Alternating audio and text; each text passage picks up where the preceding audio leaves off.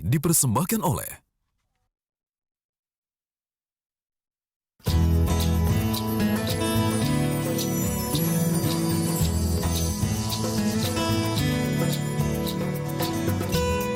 Pemirsa, Anda masih bersama saya Primus Dorimulu dalam acara CEO Talks.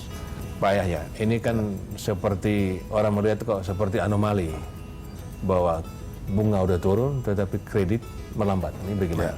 Ya, jadi gini Pak, kredit itu harus dibagi dua ya, antara kredit yang kebutuhan, misalnya seperti kendaraan bermotor, mobil, motor, lalu rumah ya. Ini makin rendah kredit, memang permintaan meningkat Pak. Betul. Ya. Tetapi untuk modal kerja, untuk kredit investasi, ini kan tergantung bagaimana penjualan. Betul. Penjualan itu tergantung daya beli masyarakat. Kalau ia beli banyak, tentu dia membutuhkan modal kerja lebih, investasi yang lebih tinggi. Nah, ini menyebabkan kebutuhan kredit meningkat. Betul. Bunga turun itu hanya menolong agar mereka bisa mendapatkan keuntungan yang lebih besar bisnis itu. Tetapi kreditnya sendiri itu tergantung kebutuhan Pak. Kalau misalnya salesnya sedang turun, modal kerja nggak perlu meningkat, buat apa dia nambah kredit? Nah ini dilema yang terjadi. Betul. Jadi yang penting sebenarnya bagaimana meningkatkan buying power masyarakat Pak.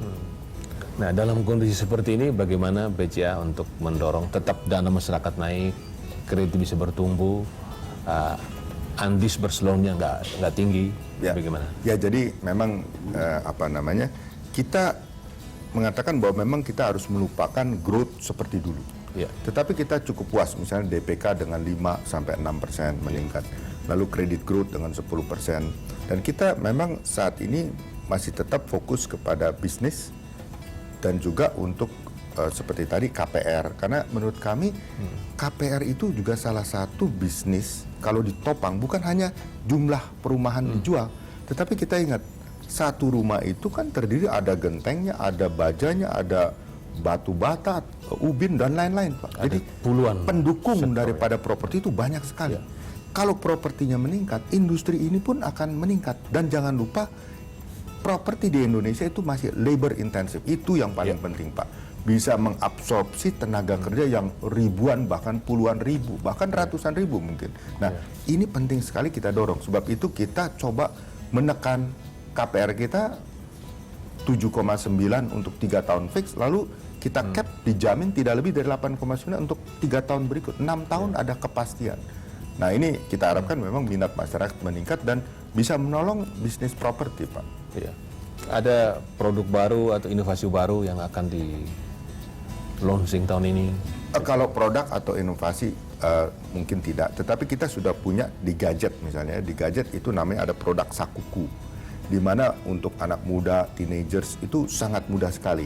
Kedepan kita melihat produk seperti ini akan bisa menggantikan seperti kartu kredit, debit card. Tidak perlu lagi orang bawa kartu berpuluh-puluh di dompetnya. Tetapi satu gadget ini bisa untuk semua Pak, dan mudah penggunaan dan aman lagi. Gitu. Ada survei bahwa untuk anak-anak muda yang umur 25 tahun ke bawah, mereka tidak peduli lagi bank mana. Mereka terpenting ada fasilitas bank. Nah itulah yang e-banking itu, yang digital banking itu BCA sudah cukup siap di situ. Siap Pak.